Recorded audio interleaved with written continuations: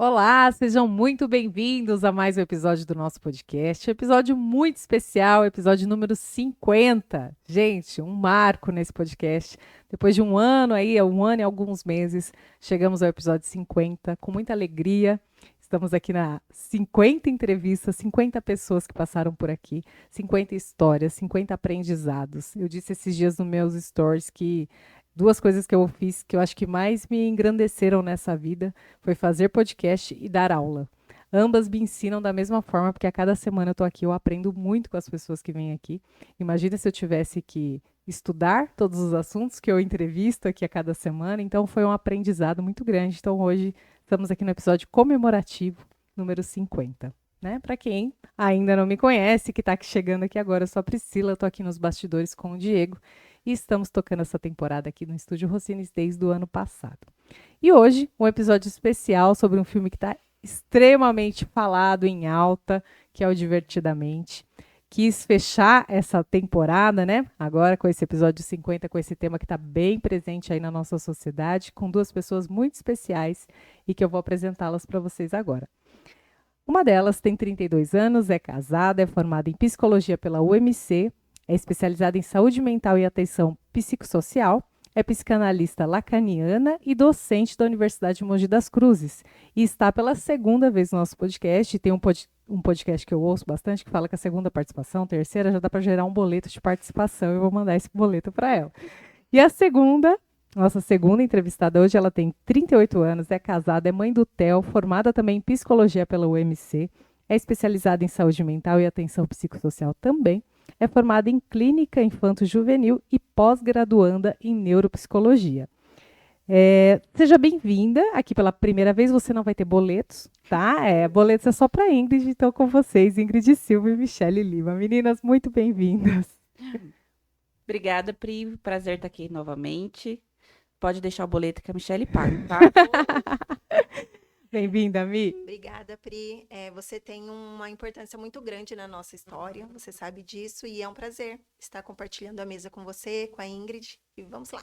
Vamos. A Ingrid, como eu disse, é a segunda vez, então ela já está experiente, né? A Mi está chegando hoje. Fingindo costume. Fingindo costume, ela já participou dessa mesa, batemos um papo super interessante lá na primeira temporada.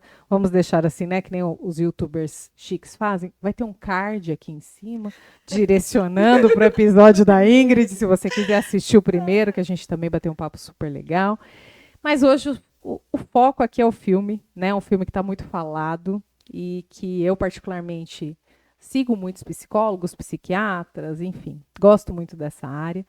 E ouvi muita gente falando mal, muitos profissionais falando mal, dizendo: imagina, as emoções não se comportam assim no nosso corpo, aquele filme é uma balela, para que inventaram isso?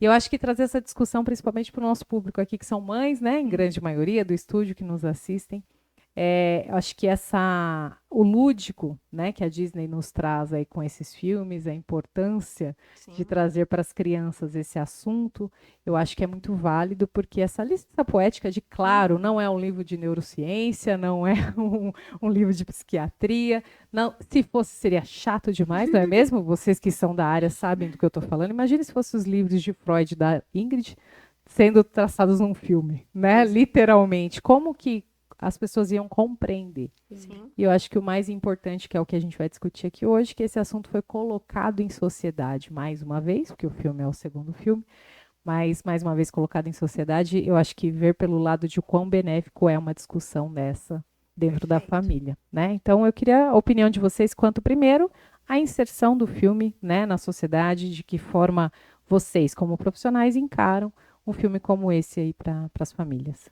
Eu fico pensando, Pri, o quanto que é potente a arte, a cultura, para trazer temas para debater socialmente.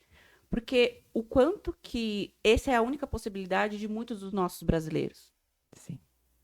Poder ter acesso a esse tipo de informação, poder ter acesso a esse tipo de pauta. Quantas pessoas não têm acesso hoje a cinema, Sim. a teatro? Então, essa é uma forma que possibilita que temáticas tão importantes estejam na mesa dos brasileiros. Então, nós também temos que valorizar o poder da cultura, das produções artísticas, para trazer essas temáticas para poder tá aqui falando sobre e pensando e lembrando que é um filme, né? Tem uma licença.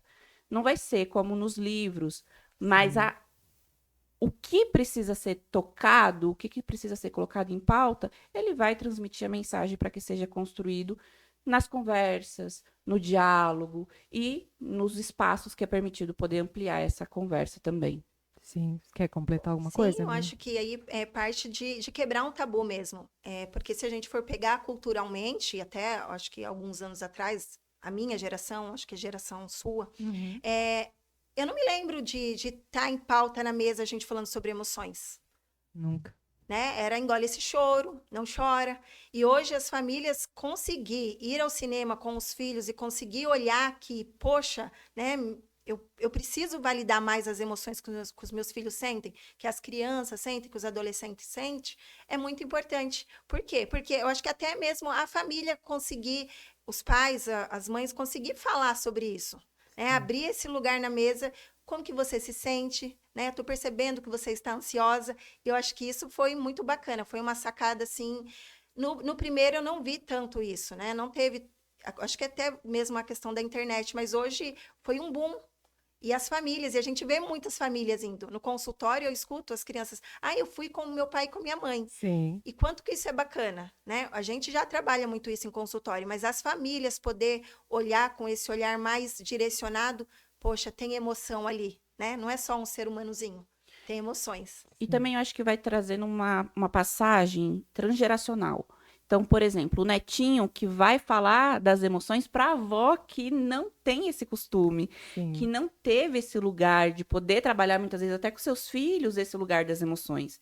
Então, eu acho interessante isso também, porque é um movimento que convoca todas as gerações para falar de uma temática que as gerações, muitas delas, não tiveram esse espaço, né? Então, quando um neto vira para os seus avós e fala, eu tô ansiosa, eu tô triste, eu tô com raiva, né? Eu tô O com vovô raiva. tá com raiva, ele identifica, Ele né? identifica, ó, o vovô tá bravo, o vovô tá, né? A vovó tá com raiva. E ela consegue colocar isso no repertório. Olha que rico, né? potente, Sim. que bonito. Porque quantos, né, das outras gerações não tiveram esse espaço, não sabem nem o que é, não Sim. conseguem nem reconhecer as próprias emoções. Então, é uma possibilidade também de permitir que as outras gerações também se reconheçam enquanto seres que têm emoções, Sim. que têm sentimentos, e que tá tudo bem dizer que tá bravo, que tá com raiva, que tá triste, Que faz parte que da faz gente. parte do humano. Do humano. Como a Mi falou, né? O primeiro filme parece que ele não teve todo esse impacto, né? Acho que 2015, você falou? 2015. 2015, a gente está falando de 9 anos de diferença, mas a gente está falando de um impacto também da internet gigantesco de diferença. Mas o marketing desse filme, né? Ele trouxe uma potência muito grande que era esgotar a pré-venda do filme, porque criou-se a gente já conversou um pouco aqui em off, mas assim, criou uma narrativa em um específico personagem que causou identificação na maioria das pessoas, inclusive adultos, né? Então, um filme que, teoricamente, lançado nas férias para as crianças, né? Foi, na verdade, muito querido, visto pelos adultos, porque se identificaram devido ao marketing que foi criado. E aí eu acho que até acredito que aí vem a visão negativa de alguns profissionais da psicologia e da psiquiatria por conta disso, né? Falar, é marketing, aquilo ali não é assim que acontece. E sim, tem muito marketing, precisa se ter, é uma produção, tem investimento, né? Mas, como a gente já falou, reafirmo, né? Eu acho que o fato de colocar em mesa, colocar em discussão a questão de emoção já é válido para o que veio, né? Se eles faturaram, se eles ganharam milhões, que bom, mas eu acho que a contribuição social veio na mesma medida, porque pelo menos discute-se o assunto, certo ou não, a gente começa a pensar nele e falar assim, nossa, mas será que faz sentido? Começa a se discutir o assunto, né? E aí uma das primeiras coisas que eu coloquei aqui, assim, um dos primeiros trechos do filme, que é a questão da raiva, né? A gente tem conflita um pouco a informação quando a gente pensa em raiva, a gente pensa em violência, a gente pensa em agressividade, né? E o filme ele mostra muito isso, que a raiva, no momento em que ela está ali, a personagem principal, ela vai jogar, né? Ela está na disputa do jogo dela ali, e ela, não me lembro bem se ela toma um passe errado, alguma coisa ali, ela tem aquele instinto de raiva, porque fala, não, eu preciso ganhar isso aqui. Ela toma a decisão de querer ser melhor, de eu preciso resolver. Então, mostrar que a raiva não é agressividade, violência, ela precisa existir dentro da gente também para ter um espírito mais dominante, para ter uma tomada de decisão. Queria que vocês falassem um pouquinho sobre o sentimento, sobre a emoção, né, a raiva e as presenças benéficas dela, né? Não só a raiva que a gente vê, tá com raiva, tá agressivo, tá, enfim. O que vocês falariam sobre a raiva? A raiva, ela traz um tom ali, eu acho que também de nos impulsionar, como você disse, né? Então, ela nos impulsiona. Como a gente fala, não tem emoção que é ruim ou boa. É a dose. É a dose dela. Mas que a gente sentir raiva é a gente mostrar, principalmente a gente vai falar da criança, que ela está sendo injustiçada por algo. E eu conseguir expressar através do meu rosto ou de alguma atitude é importante. E aí, o que a gente vai trabalhar como pais, e por isso da importância dos pais entenderem sobre as emoções, é como a gente vai manejar a criança, como a gente vai instruir. E o adulto é o controle do impulso. Eu sinto que eu senti a raiva, mas eu posso ir lá e bater em alguém? Não, eu preciso, parar. Sim. Mas a raiva, ela é um sinal de alerta, né? De que até onde eu posso ir. E que quando ela está descompensada, aí sim a gente tem todos esses transtornos. Mas a raiva é importante para nós, porque ela nos dá uma questão de sobrevivência, de instinto.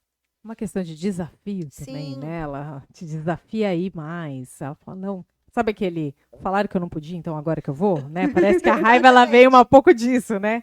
Já que não podia, agora eu vou querer fazer. E que também, se nós vamos pensar, a raiva não está associado à violência. O que vai sendo traduzido que ter raiva hoje é estar associado à violência. Sim. Né? Então, bateu porque estava com raiva, agrediu, enfim, fez alguma dessas ações porque estava com raiva. E não. Essas ações foi justamente pelo repertório que foi sendo construído sobre a associação da raiva com o comportamento. Então, eu sinto raiva e eu posso impulsionar para vencer um jogo, para que eu tenha mais atenção em determinadas situações, mas não necessariamente eu preciso agir com violência, com desrespeito. Não está associado uma coisa à outra. Sim. Né? Então, quando a gente vai pensando na raiva, acho que o filme ele traz justamente esse lugar de quanto que é importante a raiva para impulsionar, para movimentar, para trazer esse lugar de desafiar, de si próprio se desafiar também. Sim. Porque naquela jogada ela fala, eu preciso, então eu vou fazer uma outra jogada para me desafiar a fazer o gol. Então, quanto que a raiva tem esse lugar de potencializar também. E que ela não é, né, a reação associada a uma violência, a uma agressividade, a uma falta de respeito. Sim. Isso é justamente o que a gente vai trabalhar de controle de impulso. Então, eu posso ter raiva. A diferença é como é que eu... Qual é a minha reação? Qual é o meu impulso frente à raiva que eu sinto? Perfeito. Outra emoção que foi muito bem falada, que você me lembrou que até no final do primeiro filme veio como um destaque, né? E agora eu trouxe esse trecho porque eu achei importantíssimo esse trecho da alegria, falando para a tristeza, né? Vai, põe a mão no comando, porque ela precisa disso, né? A alegria falando para a tristeza, deixe ela triste, deixa ela chorar. E aí você me lembrou que no final do primeiro filme já mostrou que a alegria entendia que a tristeza era necessária e que até chorar de alegria era um momento que era legal presenciar. E nesse momento ela fala, né, nesse filme, eu deixo o comando ali para a tristeza e quando a personagem começa a chorar, ela fala, ela precisava disso. Então, entender também, assim como a raiva, vamos falar um pouquinho da tristeza agora, que a tristeza não é só o fundo do poço, que é normal se sentir triste às vezes, né? Então fala um pouquinho da tristeza pra gente. Pra mim, a tristeza é o meu personagem favorito. Eu olho a tristeza e, desde o primeiro filme, a identificação está com a tristeza. Porque a gente não fala de tristeza. A gente não vê falando, podendo falar de estar triste. Nem na infância, nem na adolescência, e muito menos na vida adulta. Sim. Então, acho que o primeiro filme, essa mensagem que ele traz, de que quando a gente vai pensando na infância, que ali ele está trabalhando as emoções básicas, né? Tristeza, alegria, medo, raiva, nojo. São ali as emoções básicas. Mas o que nós vamos escutando enquanto criança nessa primeira fase da infância? Não chora. Engole o choro. Engole o choro, não pode ficar triste. Ai, você é uma moça tão bonita, né? Não pode ficar triste assim, olha. Então, vai sempre barganhando esse lugar de que a tristeza não é uma possibilidade. Então, quando esse filme saiu, pra mim a tristeza é o personagem assim mais potente, Sim. porque é um lugar que possibilita que você pode ficar triste. E o primeiro filme é essa sacada, trazer para a conversa de que a tristeza é importante. Porque se a gente for fazer um contraponto, você só sabe que tá feliz porque você sabe que tá triste. Você só sabe que existe a felicidade porque você passou pela tristeza. Sim. E o fim do filme é mostrando que na mesma bola tem As alegria duas. e tem tristeza naquele momento.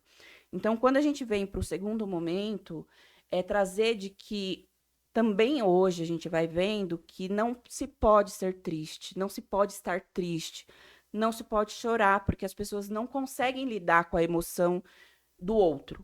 Né? Você vê alguém chorando, isso traz muito desespero, Sim. traz muita angústia, porque convoca no outro esse lugar de falta, Sim. de que eu sou impotente, eu não consigo lidar, não consigo fazer com que essa situação mude, com que essa situação melhore para quem eu amo ou para a pessoa que está perto, que está ali vivenciando essa emoção de tristeza. E aí, por conta dessa nossa própria falta de não saber lidar com esse tipo de situação, nós impedimos que o outro se expresse. Nós impedimos que o outro possa falar da sua tristeza, daquele momento que está difícil, daquele momento que ele precisa, às vezes, só chorar. Sim. Exatamente. E que aí vem um ponto que eu gosto muito de pensar, que a tristeza é um lugar da gente se esvaziar. Porque se eu não consigo extravasar a tristeza, eu não choro, eu vou para um outro ponto, que é prejudicial. Então, né, a gente vai pegar ali a tristeza num luto. Tem pessoas que não conseguem chorar porque elas não tiveram esse repertório bem aberto. Elas não conseguiram fazer isso, né, na infância, na adolescência. Então, a tristeza é um lugar que a gente consegue esvaziar, que a gente consegue colocar tudo para fora. Porque se a gente não coloca isso para fora, fica aqui dentro.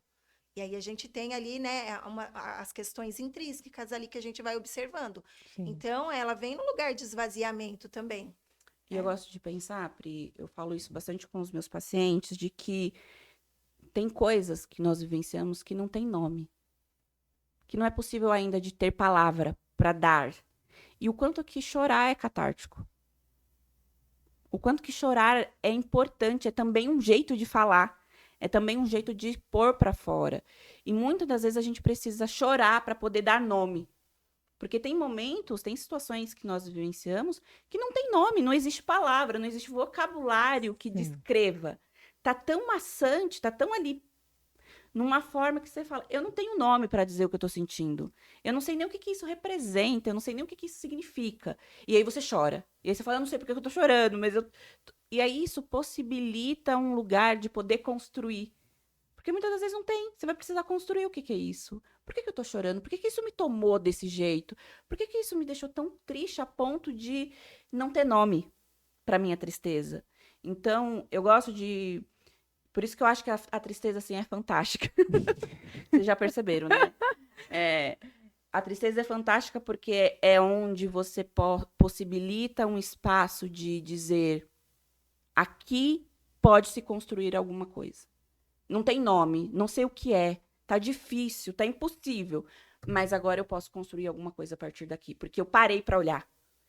E talvez esse seja... quando a alegria faz isso, eu olho no filme e é dizendo, vamos botar a tristeza na mesa? Tá tudo bem, não é... Ficar triste não necessariamente você precisa de terapia, de psiquiatra, né? A gente está patologizando muito as emoções, de que você não pode ter um dia triste, você não pode chorar. Não, vamos trazer para a mesa, vamos conversar, vamos pôr palavra para dizer o que é isso. Sim. Então, quanto que a tristeza é potente de dizer, vamos conversar sobre ela, vamos tentar construir isso que não tem nome. E aí eu acho que o filme retrata muito isso, porque ela chora e depois ela constrói o que aquilo significa. Sim. E a gente é tão acostumado culturalmente a não cultivar a tristeza, vamos dizer assim, ou não deixar ela falar, como você está dizendo, que a primeira coisa que a gente fala para a pessoa é não fica assim. Não é? Não fica assim, não chora. Não chora. Não chora. É a primeira. Você vê um adulto, você vê um luto, qualquer coisa. Você sabe que a pessoa está passando por um momento, mas a nossa primeira resposta àquilo é: não fique assim. Não chora.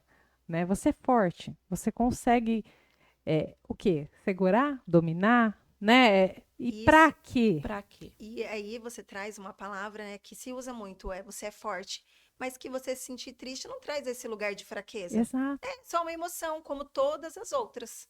E aí a gente ir desconstruindo isso, e isso começa desde a infância, é muito importante. Porque aí é o lugar onde eu vou conseguir colocar tudo para fora através de uma emoção. Eu não vou precisar colocar essa tristeza como algo destrutivo, porque é isso que acontece. Quando a gente, né, uma tristeza muito grande, ela vai para uma depressão e vai para Sim. outros transtornos aí. Claro que não é só isso, mas ela contribui também. Então, a gente conseguir só nomear, como a Ingrid falou, eu conseguir me expressar e a partir daquele momento falar, tá tudo bem, e a partir daqui o que eu vou fazer? É isso. Né? Sim. Perfeito. Então a gente pode concluir que assim, a gente pegou aqui com exemplos que foram duas cenas bem marcantes, né? A questão da raiva, quando ele deixa eu agir aqui porque a gente precisa ganhar esse jogo. E a tristeza, porque nos colocou a refletir elas em locais diferentes, porque a gente está acostumado a refletir tristeza e raiva em contextos diferentes. Sim. Mas que todas as emoções retratadas no filme, que a gente sente, são benéficas. Sim. Todas precisam estar ali. E todas também podem se tornar uma patologia. Não que, como a gente falou em off, você já citou aqui também, estão como que você usa? Patologizando. Patologizando tudo. Mas sim, elas podem se tornar Sim. uma patologia. Mas é normal sentir tudo isso.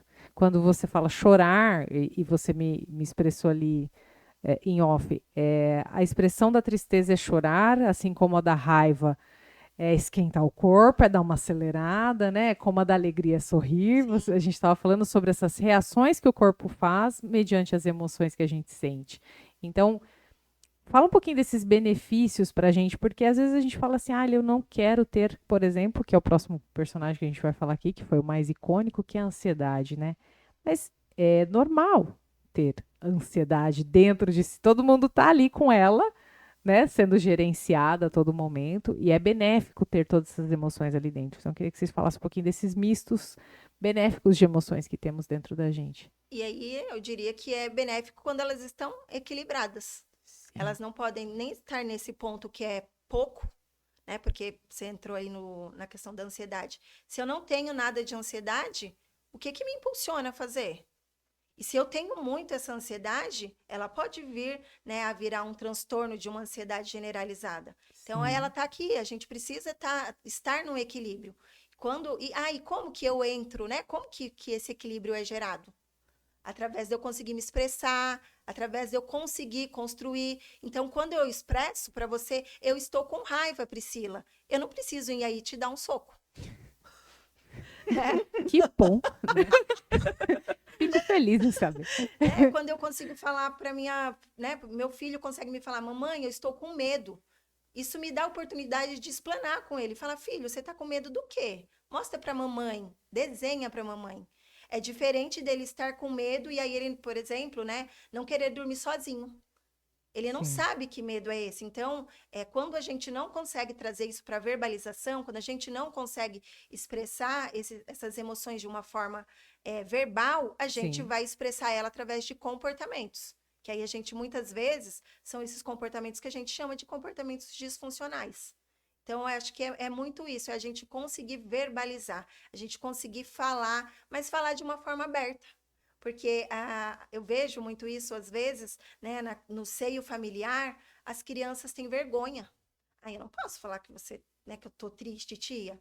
Eu não posso falar para minha pro que eu tô me sentindo ansioso e aí ela me ajudar a me acalmar antes de fazer uma prova. Porque, às vezes, em casa não é ensinado isso e não é permitido. Eu acho que mais do que ensinado é não permitir a criança fazer isso. E aí, isso vai, né, generalizando. Se eu não faço isso na infância, eu também não faço isso na adolescência. E muito menos eu falar que eu tô triste na vida adulta. Porque a gente ocupa aquele lugar da gente querer estar sempre bem. Então, eu falo que é um equilíbrio, a gente conseguir equilibrar isso.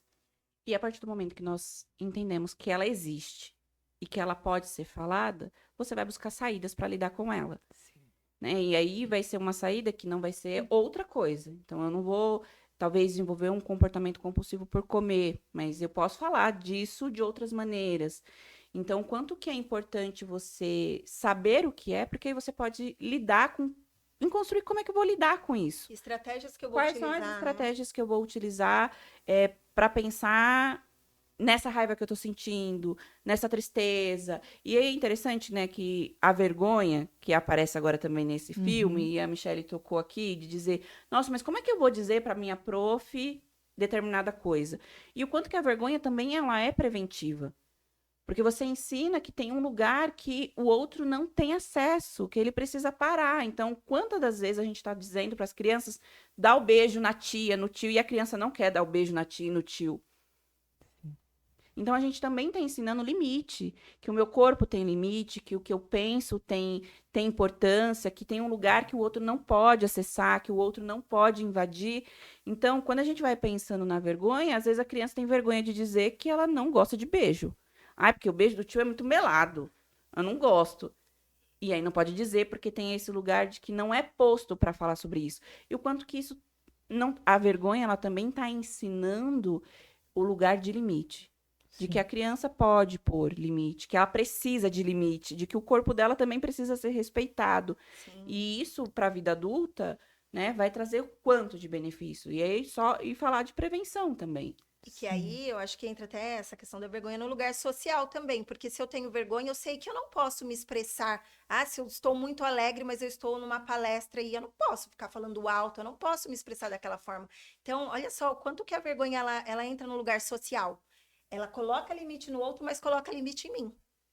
Perfeito. Eu ia perguntar isso, existe algum a parte ruim de ser feliz demais? Porque a gente pensa em todas as outras. A gente pensa assim, a raiva. Ter raiva demais pode ser um problema. Ter tristeza demais pode ser um problema. Ter ansiedade demais pode ser um problema. Mas ter alegria demais pode ser um problema?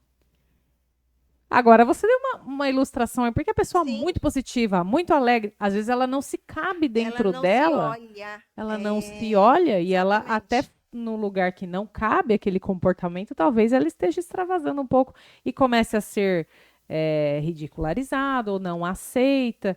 Enfim, comece a passar por algumas situações, até por ser alegre demais. Eu acho que Perfeito. todas as emoções podem ser. Sim. Perfeito. Sabe por quê? Porque assim, porque daí a gente não dá lugar de sentir outras coisas.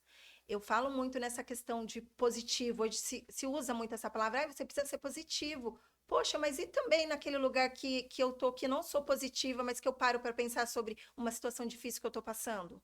Então, a alegria, ela traz esse positivismo, às vezes, né, quando ela tá num grau muito alto de uma euforia. Opa, às vezes eu preciso pisar no freio.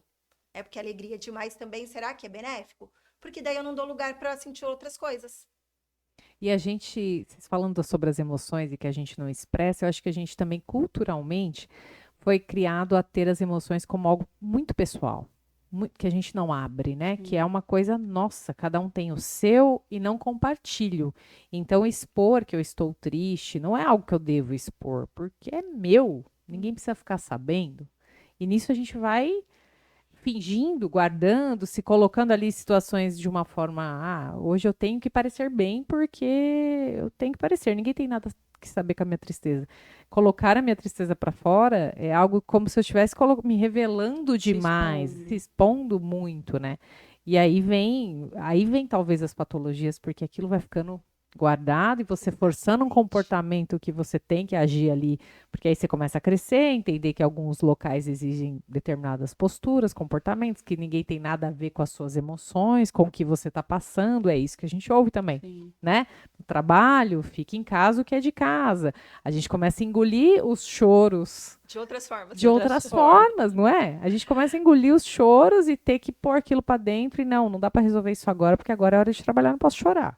Né? Agora, não tem aqueles reels da internet, assim, empreendedora, quando começa a chorar, começa a descer na parede, escorregando, assim, opa, pera, não, tem que pagar. Eu sou dona do meu próprio negócio, já tem que levantar. Não tem tempo para você verbalizar, externar tudo isso que está sentindo ali. Então, desde pequeno, eu acho que a gente é colocado nessa condição de isso é seu, não põe para fora, né? Isso é algo muito pessoal. E que eu tenho visto um movimento, principalmente eu que trabalho com famílias, que as famílias agora estão estão se preocupando com isso. E eu acho isso muito lindo, né? É muito tocante as famílias estarem preocupadas em auxiliar a criança. Tá, Michele, ok. Como que eu posso auxiliar meu filho, então? O que eu posso fazer de diferente? Porque aí é o que você falou, é uma construção. Porque aí eu chegar no meu trabalho e falar para minha chefe, A minha chefe. a minha chefe aqui, nossa, hoje eu não tô bem. Ela vai entender que se eu tiver um comportamento, às vezes, de uma rispidez, ela vai me entender. Ela fala, poxa, a minha hoje não tá bem mesmo. E aí eu consigo relevar aquilo. É diferente de eu chegar e não falar nada e eu ser grosseira com ela naquele dia. Sim. Não que ela precise aceitar isso, mas ela, pelo menos, ela vai compreender. Eu entender que o meu filho não tá bem hoje, que acordou irritado, é importante. Sim. Porque aí eu vou tentar uma outra forma de falar com ele que não seja, né, de certa forma, debatendo com ele. Perfeito. E acho que um ponto também que a gente vai sendo construído nesse lugar de que as emoções são suas, você resolve sozinho. A gente esquece que a gente está em relação com o outro. E aí a gente fica tentando resolver sozinho um problema, muitas das vezes, que precisa estar sendo tratado na relação. Sim. Então, eu resolvo sozinho uma grosseria que o meu chefe fez comigo. Como é que eu resolvo sozinho uma grosseria que o meu chefe fez comigo, sei lá? Então, como é que eu resolvo sozinho? Aí a gente resolve, né? Batendo nas portas do armário, quando a gente pensa no casamento. No casamento. Eu falo, nossa, as portas dos armários falam mais do que a... Tadinha das portas dos armários. Por quê? Porque a gente vai tentar dizer de uma outra forma, não dizendo. Sim. Então, vamos pensar numa relação conjugal, onde você diz, hoje eu não tô bem, preciso de espaço. Você não vai precisar bater a porta do armário para ele dizer, e aí o companheiro ou a companheira fica falando, e agora? O que tá acontecendo? Né? E a gente vai apelando muito para esse lugar de que o outro decifre sem que a gente precise dizer. Sim. E aí, muitas das vezes, isso traz muito mais desgaste, muito mais sofrimento do que dizer, pô, hoje eu só precisava de um abraço. Né? A Michele trazendo isso, né? De hoje eu não tô bem. E às vezes você poderia dizer, você quer falar sobre isso? E falar sobre isso às vezes resolve. E às vezes fala, não, eu só não quero. Eu só quero ficar aqui.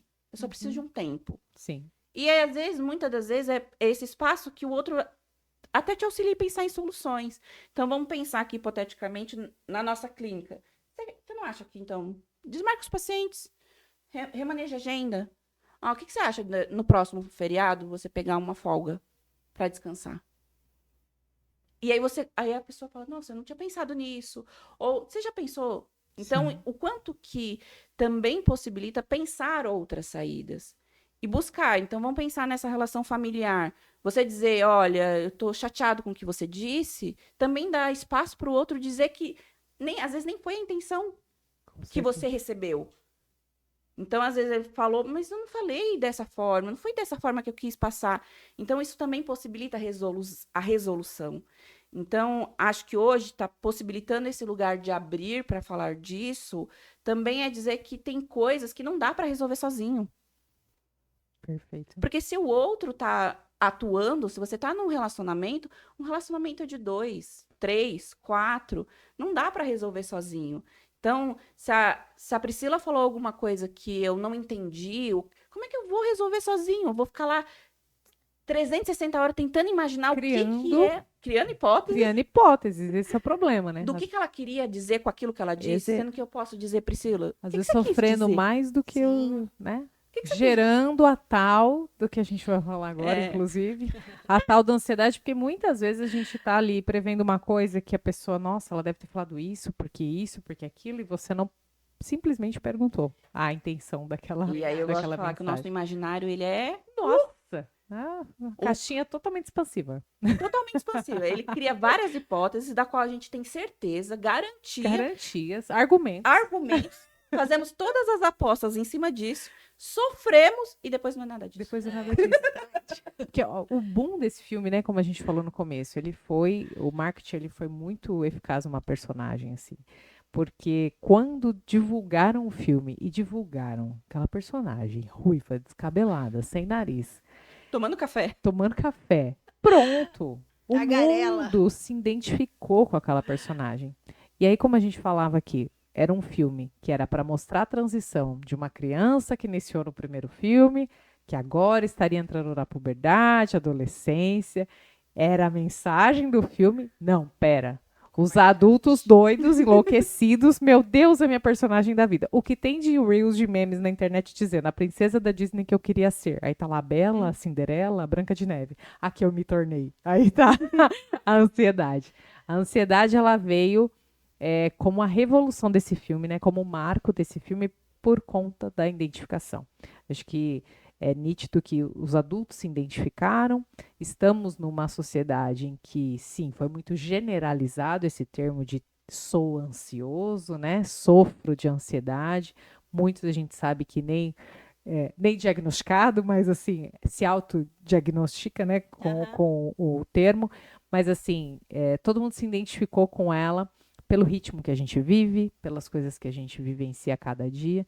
E eu acho que o sucesso tão grande do filme também veio por conta de expor uma emoção que talvez agora está muito mais presente nas pessoas e tem muito mais pessoas sofrendo com essa emoção. Sim. E por isso o tamanho, a dimensão que surgiu, né? Então eu queria que vocês falassem da nossa personagem ruivinha principal, a mais bonita, inclusive a Valéria, né, que é a nossa fotógrafa lá do estúdio, a gente brincava desde o início que ela é ruiva, e a gente falava, nossa, mas fizeram você, não é possível. E muitas pessoas se identificaram com a ansiedade, né, muitos adultos. Então, fala um pouquinho disso pra gente, da inserção da ansiedade, não que ela não existisse, mas agora com a puberdade da personagem principal, quanto que isso foi, né, essa revolução que trouxe. Que no primeiro filme, a gente percebe que, assim, na primeira infância, não se ouve falar muito de ansiedade. Até porque a criança, ela vivencia muito aquelas emoções básicas, né? O medo é bem marcante, a alegria. E aí, eu achei a sacada do filme muito bacana, porque é justamente na puberdade, pum, que ela aparece. Por quê? Porque, assim, vem a autocobrança, né? Eu saio da infância e eu entro na adolescência. Tem uma autocobrança minha e tem uma cobrança da sociedade. Então, eles trazerem ela para o segundo filme, eu achei que foi uma sacada muito legal. E aí, assim, né? Essa questão ansiogênica. Gente, sentir ansiedade é normal. É normal o adolescente estar ansioso. Por quê? Aí vem a gente falando da personagem, ela ali, ela vai começar as relações dela novamente, porque ela sai da parentalidade, do ambiente familiar, e para ela tudo é novo. E o que é novo para nós, o que é que faz? Nos gera ansiedade. E nos dá medo. Exatamente, Sim. nos dá medo. Mas aí, como você falou, né, tem muita identificação hoje. E que talvez lá atrás também tinha, só que a gente não sabia o nome. Verdade.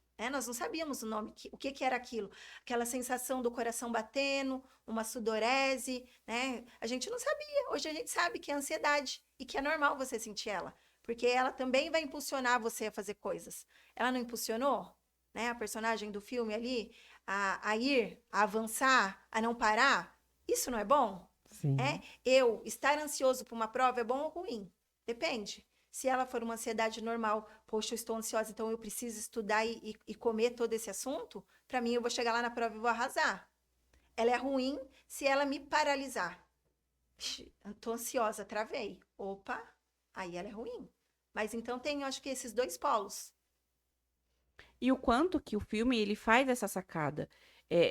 Por nós estarmos numa época onde nós estamos muito mais ansiosos, por conta do autoestímulo, por conta da era que nós estamos vivendo, principalmente tecnológica, a identificação social foi com a ansiedade, mas a narrativa do filme é trazendo a ansiedade num ponto que, se nós formos pegar a cena, quando chega a puberdade, o que acontece no sistema de controle? Tá sendo tudo destruído. Tudo em obras. Exatamente. Tudo em obras. Então, nem as emoções estão podendo Tá tudo bagunçado, né? nem conseguindo agir, nem as emoções conseguem agir, porque Sim. não tem controle, né? Não tem ali a central de controle para eles poderem mexer. Então, a ansiedade, ela chega num momento que está passando por toda uma transição. Perfeito. E o quanto que hoje a gente não fala da adolescência. Porque é uma transição muito dura. Você pensar que eu não sou nem criança, eu não sou nem adulto, o que eu sou? Quem sou eu na fila do pão? Sim. E fora que aí também, né, fora a questão social, vem a questão também biológica. Quantos hormônios ali estão borbulhando? Né? Então, assim, o adolescente, ele não se vê. É como a Ingrid trouxe. Poxa, e agora? A partir de agora, o que eu faço? E aí eu acho que é muito legal eles desfazendo tudo lá e a puberdade falou, opa, tô chegando. Uhum. E aí eu acho que isso traz um olhar muito bonito para as famílias de adolescente. Em vez de eu criticar esse adolescente, você tá chato, ai, que fase horrível. Eu também acolher. O que está acontecendo aqui? Que fase é essa que você está adentrando? E eu também preciso entender, eu como pai, como mãe, vem aqui, né? Eu tô com você para essa construção dessa jornada. E que eu vou falar, gente, eu trabalho com adolescentes no consultório, é uma jornada tão linda, é uma jornada de, claro que a personalidade, desde que nós nascemos, ela vai sendo construída, mas na adolescência ela é cobrada. E aí eu ter toda essa pressão de quem que eu vou ser, o que que eu vou fazer, é muito difícil. Será que com o acolhimento dos pais não vai ficar mais fácil? Eu entender que, às vezes, aquela grosseria que meu filho fez é por conta da adolescência e não é porque ele não me ama? Ou como eu não sou mais importante para ele? Então, acho que abre um leque de possibilidades aí da família. Em vez de eu me afastar ou de eu afastar esse adolescente de mim, será que eu não posso me conectar? E quando ele não quiser essa conexão, eu respeitar? Eu não ser invasivo? E eu acho que tem muito disso. As famílias, né, os adolescentes, eles vão se afastando da família. Até no filme traz aquela questão da ilha, né? Eles vão se afastando, mas não é porque a família não é importante. É porque ele precisa fazer novas conexões, né? Nós somos seres sociais. E o adolescente, ele precisa sair dessa simbiose para ele construir a identidade dele. Então, eu acho que esse olhar é muito bonito. A gente também tem a questão ansiogênica, mas tem também a questão de reconstrução. Porque ali é o que eles fizeram, né? A puberdade chegou. O que eu vou reconstruir aqui? Sim, e mostra muita questão de influência nesse momento também, né, na puberdade, porque, como você falou, a ilha da família, no primeiro filme ela era enorme, e agora ela mostra bem menorzinha, e a ilha ali da amizade e tal, né, ela se torna muito maior. E é nesse momento também que o adolescente, né, ele começa a se identificar mais com os amigos, ele começa a ser acolhido em outros meios, outros mundos, e que o acolhimento, se em casa não há uma base muito fortalecida, Perfeito, ele Pri. pode desviar um caminho ali. É nesse momento que está a graça do negócio. Sim. É ali a atenção deveria estar voltada totalmente, porque você vê na cabeça da personagem, né? Ela começa a ouvir umas frases, você é boa, você não é boa, tudo isso ela está registrando ali. Ela começa a desconsiderar que até então era só o pai e a mãe falando que ela era maravilhosa. Antes de dormir ali, dava aquelas mensagens de comando, você é linda, maravilhosa, vamos dormir, que amanhã você vai arrasar na prova. E a partir de agora ela é colocada à prova, porque o mundo não mais a vê como a princesa da casa, que é a perfeita, e coloca ela para refletir. Né? E essa inclusão social, tudo isso nesse momento faz ela refletir de largar as amigas que ela já tinha por uma amizade que pode ser mais interessante, que é mais famosa, que tem uma linguagem que ela acha mais descolada, né? Tudo isso começa a atrair a atenção dela e ela talvez se perder da raiz. Então, nesse momento, ela está totalmente sujeita a ir para qualquer lugar. Mas você vê, Pri, que isso também é importante, né? A gente estava falando, experienciar a sua alegria, eu experienciar momentos também que me colocam à prova também é importante. Sim, mas como você trouxe, ela tinha já um sistema ali de crenças que foi construído ali. Os pais dela eram validadores, eles validavam muito ela. Uhum. Então, quando eu tenho essa validação, mas aí nesse momento é algo novo me apresenta, eu consigo ir visitar aquilo, porque ela visitava. Isso Sim. aparecia, né, na cabecinha dela. Então, é o que você falou. Se eu tiver essas conexões muito bem feitas, na hora que o algo novo me aparece, será que eu não vou visitar lá? Isso também vai ser um fator ali que vai me fazer com que eu construa conexões saudáveis? Sim, né? perfeito. Isso é muito importante. E tem um ponto da ansiedade ali também, que assim, eu, na minha visão leiga assistindo o filme, eu entendo aquele momento como uma crise de ansiedade, que é o que a gente fala aí, mais comumente falando. É que ela para ali no meio do jogo, ela é afastada por uma falta, e ela começa a sentir efeitos físicos no corpo, né? Tremor, suar, etc. Até as meninas percebem que ela não está muito bem fisicamente. E ali, pra gente que é leigo, dá a entender que ela está tendo uma crise de ansiedade, né? Os controles estão totalmente bagunçados lá dentro e a gente entende que ela está tendo uma crise de ansiedade. Como que vocês interpretaram esse momento do filme? O que para vocês aquele momento representa? Para mim, Pri, aquele momento representa o ápice de muita coisa que ela está vivenciando. Então, quando ela está passando pela pressão de ser uma boa jogadora, porque ela está ali também para ser escolhida. né? Porque ela tá ali para tentar uma vaga. Então tem um lugar de que, opa, será que eu sou tudo aquilo que a minha família diz? Será que eu vou ser escolhida? Então tem um monte de informações que está acontecendo, fora a transição corporal, hormonal, e que naquele momento, quando ela é tirada de um momento que é muito importante para ela, que corre o risco dela perder a oportunidade de ela ser escolhida, isso tudo é o momento que dá o espaço para escoar. Então, eu vejo que aquele é um momento de que todas aquelas emoções se apresentam. E aí, no filme, a ansiedade ela vai tomando conta. Que é aquele lugar que ela tomou o controle e que as outras emoções não vão participar da jogada, né? Ela exclui. E aí é onde ela começa ali a ocupar todos os pensamentos, todo esse corpo. E aí, se a gente for pensar, acho que a Michelle já até falou, você falou também, que todas as emoções, elas têm reações físicas, né? Então, a ansiedade, ela traz essa questão de acelerar o coração, sudorese.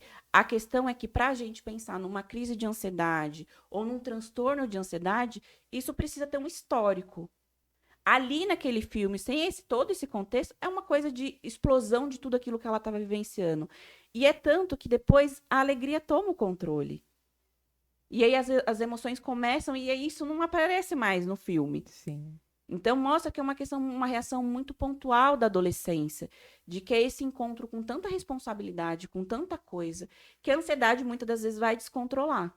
Mas se você tem as outras emoções estabelecidas, pensando nessa dinâmica do filme, Sim. elas vão ser o norteador para você voltar para o eixo.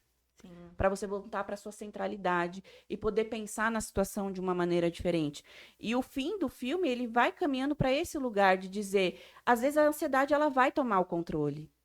Mas se você tem as ilhas estabelecidas, se você tem ali as outras emoções estabelecidas de que, se a gente for pensar no primeiro filme, ela já pôde lidar com as emoções, com a raiva, com a básica. Sim. Essas são novas, então ela ainda está se adaptando. O que são elas? Como é que eu reajo frente a elas? Sim. Então ela não sabe reagir frente a uma ansiedade, porque aquilo é novo, é a primeira vez que se apresentou.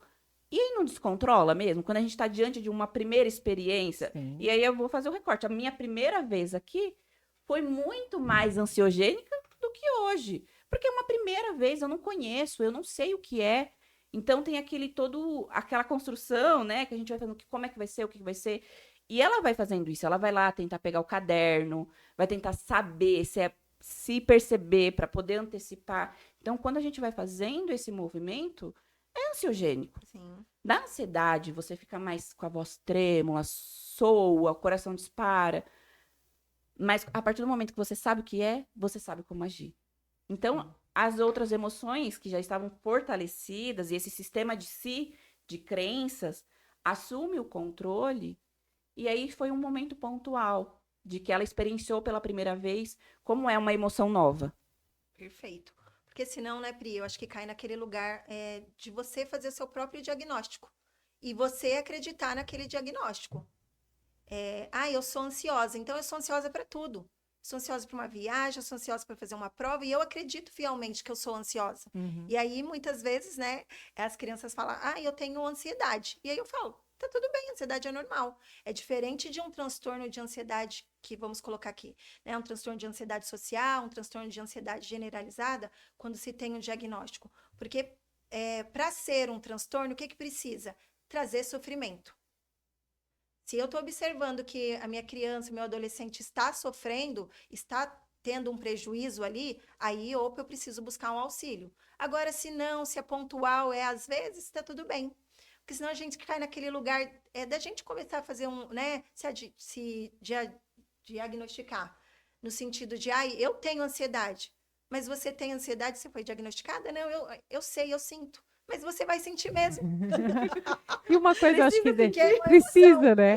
Essa questão da pressão que ela sentiu, ok, é normal, aí ela, vamos dizer, explodiu ali, extravasou essa questão das reações, mas eu acho que é um ponto interessante para a gente passar para os pais, é que seria a observação pós-evento também, né? Perfeito. Porque assim, fez aquilo ali, veio a alegria depois, comemorou aquele momento e de que forma significou aquele momento ali para ela, né?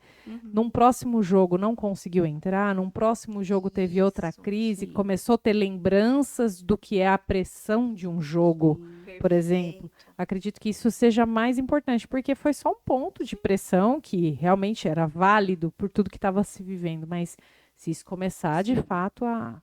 De que forma ela significou isso, né? Se isso vai impactar nela no depois. Sim, e aí isso não só na ansiedade, como todas as emoções. Como é que fica depois? Então, no próximo jogo, ela não consegue? Na próxima situação de pressão, Sim. ela não consegue atuar? Então, aí é onde a gente vai vendo que está tendo prejuízo. E aí é um sinal de alerta. Então, ao mesmo tempo que o filme está dizendo, olha, é normal, olhe também como é que isso se dá depois. Sim. Quais são os efeitos disso posteriormente? Então, isso é importante não só ali para os pais, mas muitas das vezes para os outros ciclos que essa criança está inserida. Porque muitas das vezes a criança não vai demonstrar esse comportamento ansioso em casa, vai demonstrar na escola. Sim. Então, muitas das vezes vai ser o professor que vai ser o canal de comunicação com essa família e dizer, olha, quando tem uma atividade, eu aviso que vai ter uma atividade na próxima aula, fica perguntando muito sobre a atividade, fica falando sobre. Então, acho que é importante. Muitas das vezes é o cuidador, porque esses pais trabalham, precisam de um cuidador. Então, Sim. essa rede que está ali com essa criança e também identificando quais são esses prejuízos que talvez essa emoção pode estar trazendo.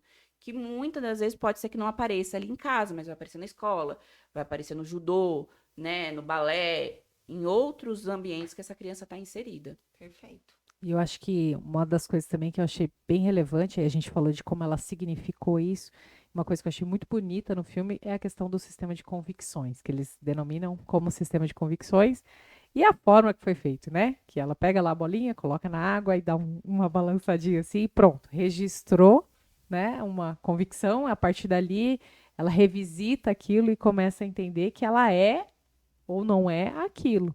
Queria que vocês falassem um pouquinho de fato, na prática, na real, como funcionam os sistemas de convicções, como foi apresentado no filme. Na terapia cognitiva comportamental, que é a que eu trabalho, o que que nós vamos falar nesse sistema de convicções? Que são as crenças. O que que são as crenças? Elas são formadas desde a infância. Então, é o que eu vivencio, o que a minha família me mostra, o que que eu tenho de convívio com o outro, é eu olhar, me olhar, olhar para o outro, olhar para o mundo. Como que eu enxergo tudo isso? Então, a gente vai formando esse sistema de crenças. E a partir daí, isso cada vez mais vai ser enraizado. Então, acho que é até legal quando ela joga a bolinha, ou aquilo vai para a memória de longo prazo dela, né? Ou não. Então, quando vai para a memória de longo prazo, é justamente o que que eu vou visitar, o que que eu aprendi lá atrás. Uhum. Porque quando nós somos adultos, a gente tem o nosso sistema de convicções. E aí lá, ela até usa tem uma sacada que eu, como psicóloga cognitiva comportamental, ela faz, que a gente usa isso muito na psicologia cognitiva, que é o se então. Se eu não entrar para esse time, então eu sou péssima. E nós usamos muito isso no nosso dia a dia. E isso faz parte do sistema de crenças. E isso vai sendo enraizado. Então, quanto que é importante a gente construir desde lá da infância, e aí eu acho que isso entra muito na família, crenças saudáveis. Né? Que tipo de crença que eu vou querer que o meu filho acesse? Então, isso vai sendo construído desde lá de pouquinho, e que na adolescência isso se sobressai. Sim. Né? E é onde ela vai visitar. E as crenças dela, se a gente for observar, são crenças saudáveis, né? São crenças positivas. Então, é a partir disso que ela vai construindo o senso de si dela ali, né? De como eu me vejo.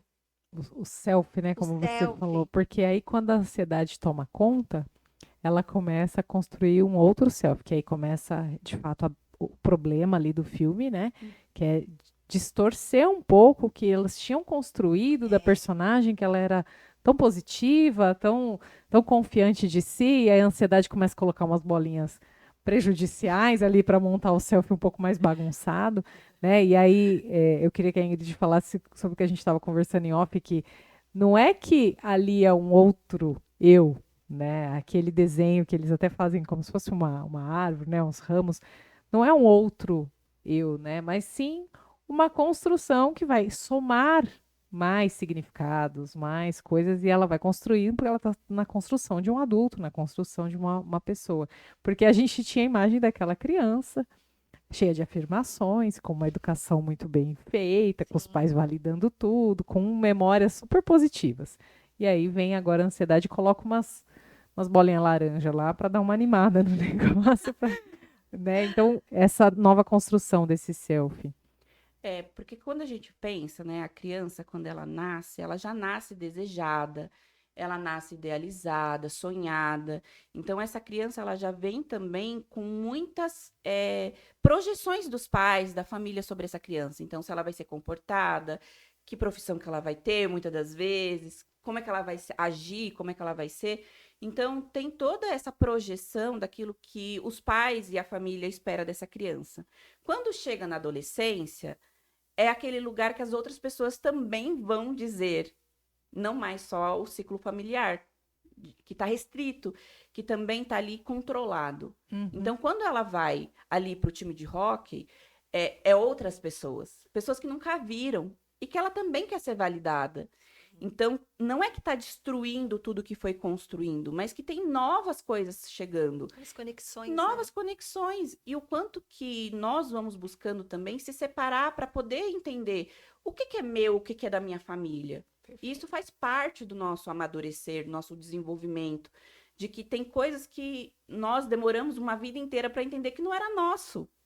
Então, quantas das vezes nós vamos para a terapia e descobrimos que determinada forma de agir ou determinado sonho que nós estamos realizando não é nosso sonho, é o sonho da nossa família. Então, sei lá, minha mãe sonhou que eu fosse aeromoça. Uhum. E aí eu tô sendo aeromoça e eu descubro que, putz, mas eu queria ser dançarina. Sim. Mas a gente vai se apropriando também desse lugar do que é posto para nós. E aí fazer essa separação vai acontecendo também muito na adolescência. Então, quando o filme vai pôr nas bolinhas ali, não é que está destruindo o que foi construído, porque né, os pais devem ficarem assustados. Nossa, eu fiz um trabalho até aqui, chega na adolescência, destrói tudo. A ansiedade acaba com tudo em 2 dias, já resolve. Não, mas que agora esse sistema também vai ser validado. Porque também, muitas das vezes, a gente passa para essa criança coisas que não são dela. E ela vai precisar descobrir disso.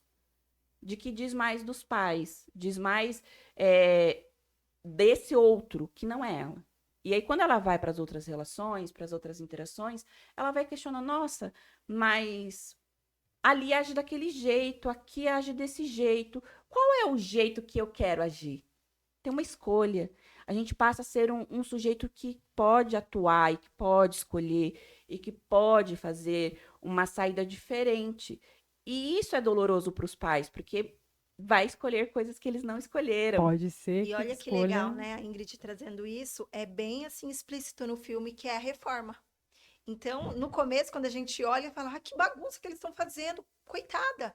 Mas o quanto que a reforma é importante, porque justamente traz esse aspecto que você colocou. Causa bagunça, mas é para uma melhoria. Isso, né? perfeito. E eu acho que essa base que ela tem, é muito que nem você falou, ela vai se descobrir o que é dela de fato nessa fase. Antes, eu acho que cabe à família fortalecer a questão de valores familiares, de cultura, de base, né? Mas o eu mesmo, o caminho que ela vai seguir, claro, alicerçada naquela base que foi construída, né? Ela vai ter valores muito bem fundamentados naquela família, etc. Isso vai, claro, ajudá-la nas escolhas que ela vai tomar, né, dali para frente. Mas é ali que ela vai começar a construir o self dela, né? Por isso que desfigura a imagem e começa a figurar outra árvorezinha ali, por conta que ela está começando a construir, de fato, ela, por ela, né? Vamos dizer assim. E que imagina se isso não acontece.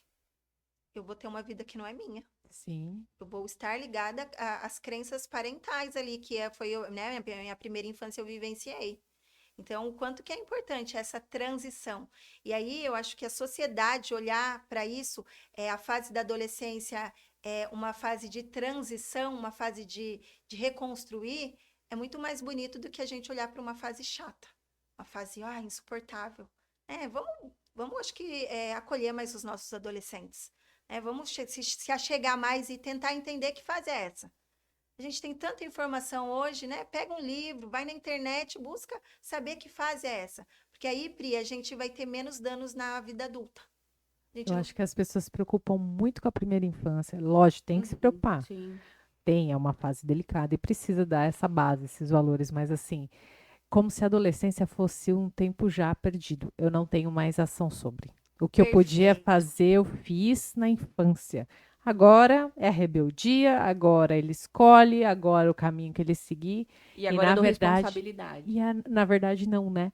Pelo que vocês estão relatando, sim, a infância tem que ter uma base muito forte, mas nesse momento, se o acolhimento for feito, se for, não digo ajudar nas escolhas, mas amparar mesmo, acolher nas escolhas, né? Estar junto, estar Respeitar. respeitando, estar disponível nas escolhas, talvez na consulta, numa decisão, numa tomada de decisão, talvez seja mais assertivo do que abandonar e falar, ah, tá tudo perdido mesmo, já se revoltou, já tá um adolescente chato, eu E vou que é deixar. aquilo, né? Você vai soltando e você vai puxando, vai soltando e vai puxando, porque eles precisam ainda ter um guia ali, mas não aquele guia invasivo. Sim, É aquele guia que, opa, na hora que eu estiver ultrapassando o meu limite, meus pais falam: olha, será que você não está ultrapassando o seu limite? Vamos refletir?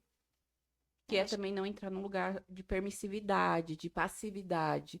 Porque se nós formos olhar, os pais estão permitindo ela expressar e agir, mas estão ali direcionando. sim, Perfeito. Né? perfeito. Então, quando ela aperta o botão, a mãe entra no quarto. Aí o sistema de controle da mãe diz, mais 10 anos assim. Aham. Ou seja, é isso. Como é que você vai reagir diante desses 10 anos que vai ser essa? E a mãe olha, fecha a porta e sai. Respeitou. Respeitou. Sim, Então, a adolescência é um lugar que precisa de direcionamento, porque eles estão tentando descobrir como é que caminha. E aí o que que acontece? Solta a mão. E aí eles vão encontrar outra mão para guiar. com certeza. Que essa mão nem sempre é boa. É, E que essa mão nem sempre é boa, porque eles também não têm ainda todo esse senso de direcionamento. Se nós formos olhar, a inveja ela vai entrando ali e vai também descaracterizando ela mesma. E ela se perde. Quem eu sou, quem eu não sou. Ai, e pinta o cabelo e age de um outro jeito. Mas ela também não está sabendo mais. Então, se não tem esse lugar estabelecido, ou até mesmo esse lugar de guia, a criança se perde nesse sentido, porque ela também precisa de direcionamento. Não é porque ela está na adolescência que ela já sabe tudo. Ela pode achar que sabe. sim. E aí esse é o difícil, né? Dizer que ela não sabe como é que constrói para que ela possa saber.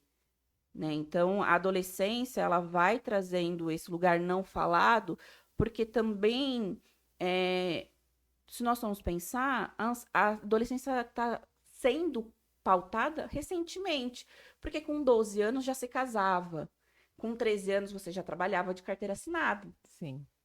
Então, agora que está tendo espaço para falar, olha, tem uma infância, mas antes da vida adulta, tem Existe um processo aí um no processo meio? difícil, doloroso, Sim. porque quando o filme está finalizando, as emoções entrando com todas as bolinhas que estavam lá, que a alegria tinha se recusado a olhar, né? Que ela achou que não era importante. Então, a sacada também é que não era só aquelas emoções que constrói o self, Sim. constrói o senso de si. São todas. Sim, elas se abraçam e, nossa, é fantástico. São todas, né? São as vivências que a gente tem no nosso ambiente escolar, nos ambientes de família. Então, tudo faz parte dessa construção. Não é só a relação familiar. É aonde você está inserido. Todas as relações na qual você está inserido vão trazer memórias e vão trazer situações que vão constituir quem você é. E nem só os momentos bons. E também. nem só os momentos bons. E aí é interessante que o filme mostra que tem muita coisa que vai para o esquecimento. E aí mostra o quanto que até o nosso psiquismo nos protege, que tem coisas que a gente não está preparado para acessar. Principalmente os traumas, né? Não está preparado. E isso só vai se apresentar quando a gente estiver minimamente pronto para acessar aquilo. Então, olha como é complexo. Gente, é complexo e lindo, né? É lindo. É lindo. É lindo discutir sobre isso, porque é algo tão. A gente vive, sente isso dia a dia, mas a gente não para refletir sobre essas coisas. Sim. Muitas pessoas podem ter assistido esse filme, claro, é uma grande maioria, porque nem todo mundo tem a possibilidade de conversar com psicóloga sobre um filme como esse. Mas, assim, de pensar nessa construção como um todo, de toda essa mensagem que o filme Sim. passa, né? E eu não sei vocês, mas eu fiquei 8 minutos de crédito assistindo, né? Ou porque já tinha spoilers na internet, que 8 minutos após os créditos teríamos uma cena que é o segredo. Como é que ele Obscuro, fala? né? O segredo obscuro da personagem, né? E eu não sei se você que está nos assistindo teve essa paciência, principalmente quem vai com criança, fica difícil ficar vendo 8 minutos de legenda para ver o segredo obscuro.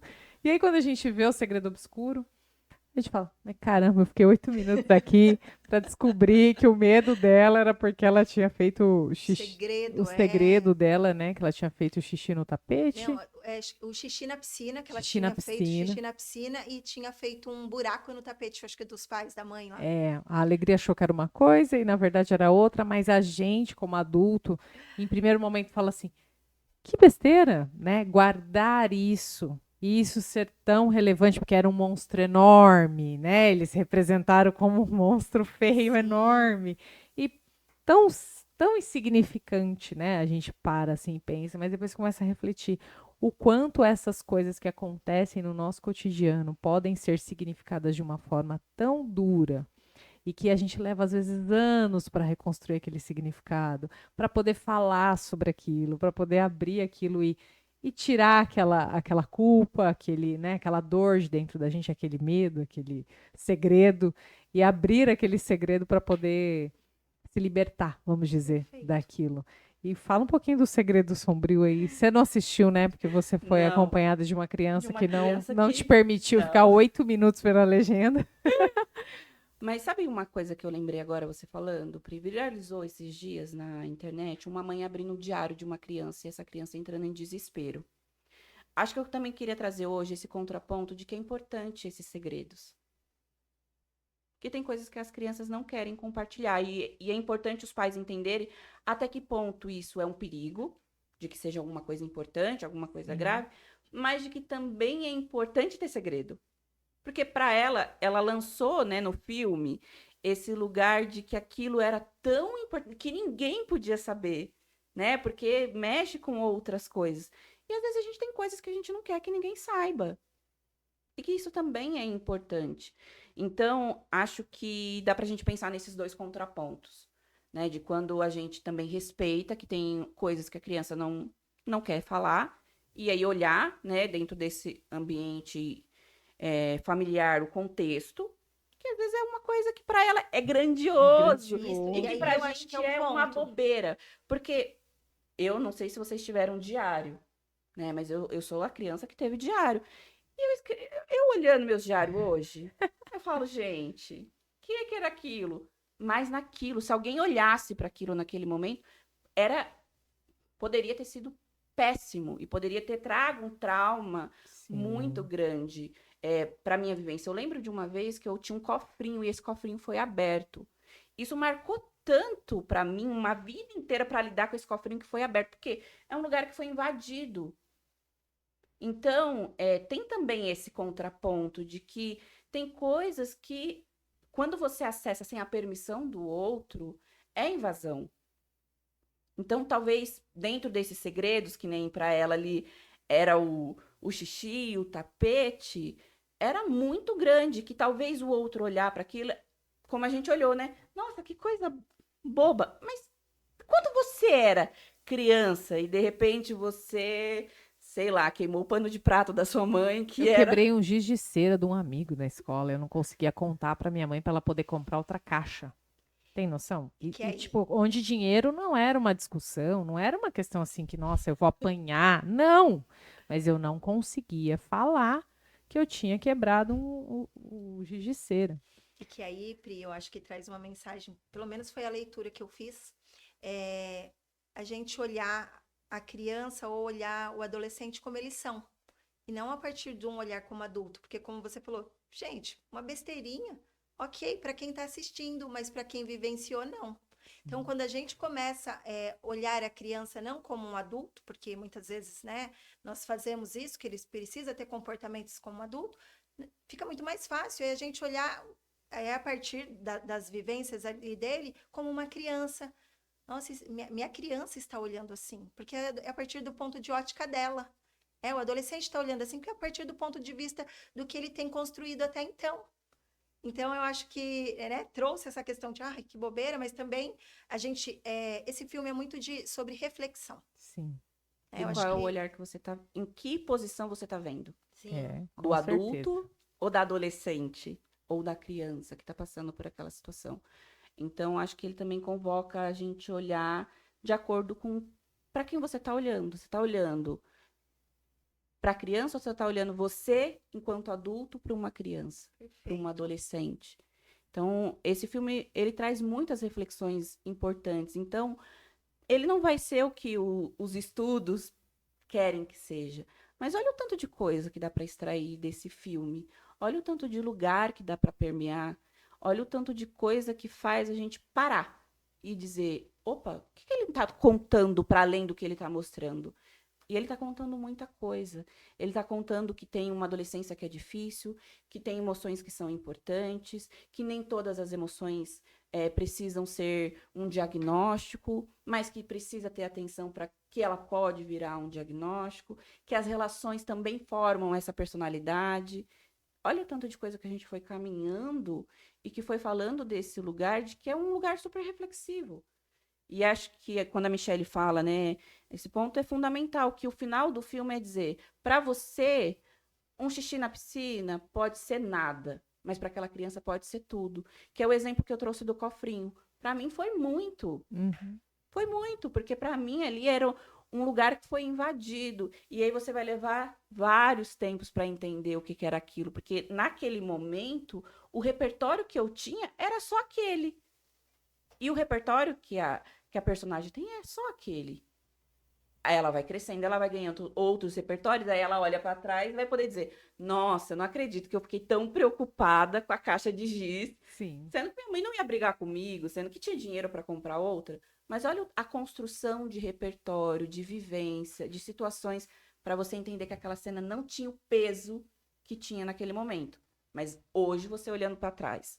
Então eu gosto de falar, eu sempre falo que quando a gente faz aquilo que é possível fazer diante das condições que a gente tem. Sim. Aquele momento é o que ela tinha de condição para lidar com aquele momento. Se a gente vai pensando na infância e na adolescência, os pais são esse possibilitador, porque eles já passaram por isso. E aí é onde eles podem trazer novas formas dessa criança lidar com isso, porque eles já saíram de lá. Mas a criança não. Ela está vivendo, ela está experienciando aquilo naquele momento. E que aí eu acho que também traz uma mensagem de desconstrução do olhar de sociedade enquanto se permitir. Né? A Ingrid até trouxe que os pais têm um olhar muito que a adolescência é difícil. Mas será que a gente precisa ficar martelando nisso? Que a adolescência é uma fase de rebeldia, que é difícil? E o lado positivo? Gente, a adolescência é incrível. É um lugar de descoberta, é um lugar de transição, é um lugar de possibilidades. De se arriscar. De se arriscar, não é? É gostoso. Eu lembro da minha adolescência, teve fases difíceis, sim, mas também teve fases bonitas. E a gente conseguir trazer isso para os nossos adolescentes, para os nossos filhos e falar, tá tudo bem, tá difícil, mas que possibilidade que a gente pode construir aí? Porque às vezes os pais ficam martelando, ai, adolescente chato, e é isso que ele vai se apegar. Ele vai começar a ter comportamentos assim. Porque se meu pai e minha mãe sempre falam, então eu acredito que eu sou isso. E aí é aquela coisa de crença. Então, assim, né? Eu acho que é um aviso para nós também, é um sinal de reflexão. Vamos tentar fazer dessa fase uma fase mais leve para eles e para nós também? Né? Será que se a gente começar a encarar de uma outra forma, em vez de ser chato e difícil, mas como uma forma de transição, de possibilidades, será que não vai ficar mais leve? Com certeza. E a Ingrid estava falando dessa questão de que ótica a gente olha, né? E o adulto tem muito disso, de olhar de onde ele está. E a gente brinca assim, né? A régua aumenta, né? Cada vivência que a gente vai tendo, a gente eleva a nossa régua. Quando você chega num pronto-socorro, o médico te pergunta, a sua dor está de 0 a 10. E o que te baliza naquilo? Uma dor anterior. né? Você já passou por uma dor e aí você fala, bom, tá menor do que aquela enxaqueca, tá maior do que aquela dor que eu já senti da outra vez. E aquilo te baliza. E essas vivências, que nem, ai, um xixi na piscina, um giz de cera, você fala, nossa senhora, mas por quê? Quantos outros perrengues na vida eu já não passei, tive que contornar e tive que me posicionar, tive que resolver, que hoje o giz de cera não é nada, mas naquela época era o maior monstro da minha E vida. olha só, Pri, que interessante, ficou marcante, porque você trouxe. É, Não é? marca, marca. E mesmo assim, hoje, aparentemente, a gente falando de forma aconteceu e resolveu, mas marca, Marca. né? E só que hoje a gente fala assim, que ótica que você tá vendo? Porque hoje eu tô É. vendo como alguém que já resolveu vários outros problemas. Então, o problema do giz de cera não é mais um problema, é uma insignificância. E que talvez a partir dessa não resolução você comece a ser mais resolutiva. Exato. Então, olha como todas as vivências são importantes. Então, também não dá para saber qual vai ser marcante, qual vai ser selecionada. Acho que essa é a beleza da vida, a impermanência, esse lugar que não é controlado. E a ansiedade, acho que hoje social, é justamente porque a gente tenta controlar. Uhum. A gente tenta saber, como se isso nos prevenisse. E não nos previne. Traz muito mais sofrimento. Porque a vida ela não tá ali cronometrada, desenhada. Hoje você tá. Eu tô falando aqui, daqui a pouco eu posso estar com a gripe e não sair da cama. Então, a vida, a beleza da vida é justamente não ter um roteiro. É você poder construir o roteiro. E aí essa construção dói. Da tristeza, da raiva, da alegria, da vergonha, da nojo, da inveja. Tá tudo. Mas da ansiedade, desde que ela não seja esse lugar que tenta trazer um roteiro para aquilo que não tem. Sim, a maioria das pessoas hoje que relatam ansiedade é por poder não controlar algo, né? A grande maioria das situações são situações que a gente não tem controle.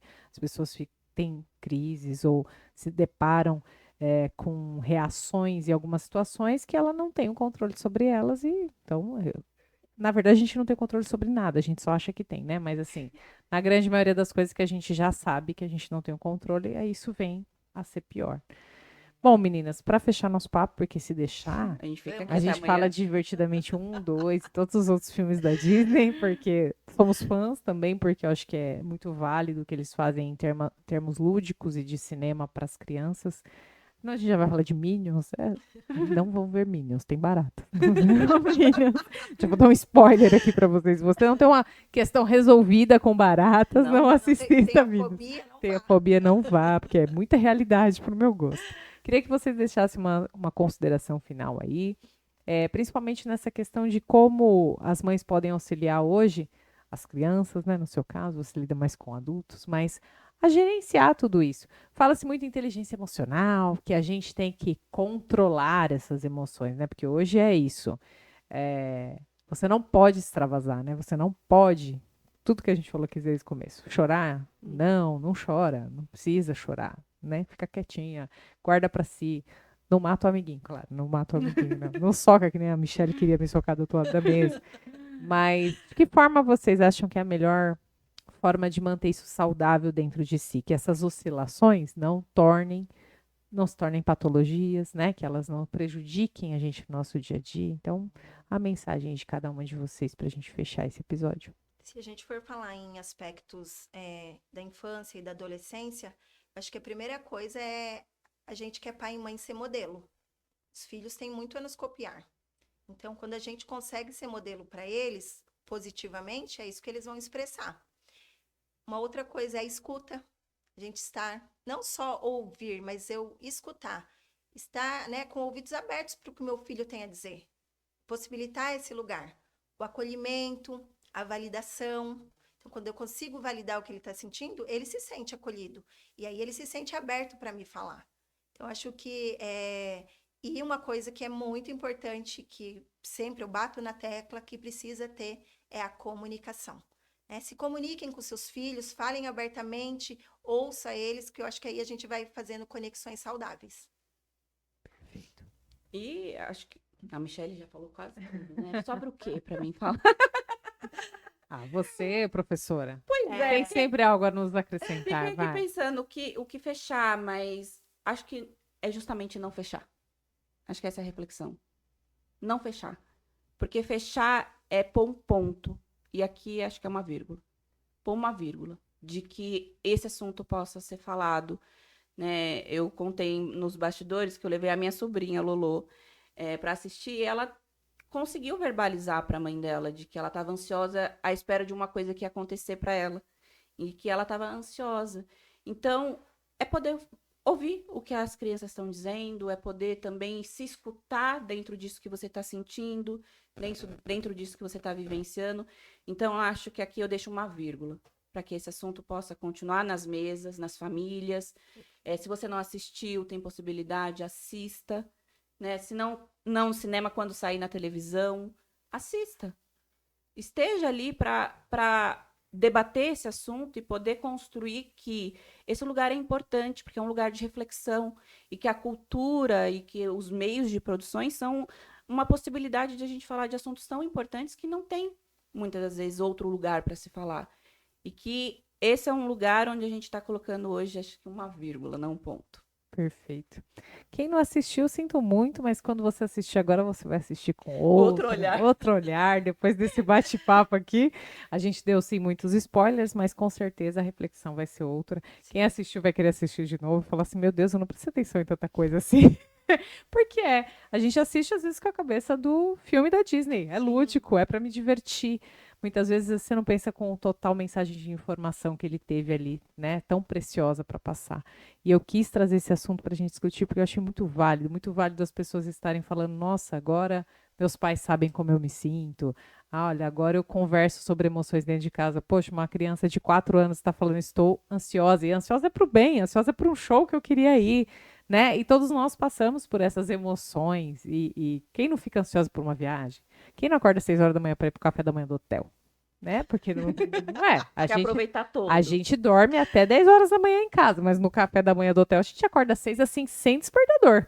É a ansiedade agindo lá no botãozinho da gente. Vamos acordar que tem coisa boa lá embaixo. Então, essa mesa que eu quis trazer, porque eu sabia que ela seria muito rica para as pessoas que viram e que não viram, e para os pais, né, poderem discutir esse assunto em casa. Então, meninas, muito obrigada. Obrigada Mais uma vez, que Ingrid. agradece. Depois eu mando o boleto para Ingrid, né, Pode acertar a segunda participação Isso já. aí. Muito obrigada a Mi pela primeira vez agradeço, aqui, inaugurando. Com certeza a primeira de muitas também, porque se a gente for pautar assunto com essas duas, nossa senhora, vai ter assunto. Vai ter assunto. A gente aqui não mede palavras, é assuntos de 2 horas de duração, vocês estão perdidos com a gente. Bom, gente, muito obrigado por vocês que nos acompanharam. Mais um episódio. Agora essa temporada ela dá uma pausa, né? Fechamos aqui o episódio 50. Voltaremos em breve. Então vocês já vão deixando aí, ó, pode deixar aqui nos comentários ou lá na nossa rede social também, nomes, quem vocês querem ver por aqui. Em breve uma nova temporada para vocês. Em breve a gente traz mais novidades. Por hora, nós ficamos aqui com esse último episódio da 5ª temporada. Foi um prazer estar com vocês nesses 50 episódios. Como eu disse no início, eu aprendi muito. Vivi cada semana aqui aprendendo com um profissional diferente, de uma área diferente. Isso é muito rico e eu espero que vocês também. Quem não assistiu tudo, quem não ouviu, né? Porque também estamos no Spotify, revisite os episódios. Tem muito conteúdo bom aí. Enquanto a gente não volta a fazer os ao vivos, revisite os episódios e aprenda bastante com a gente também. Um grande beijo e até a próxima temporada.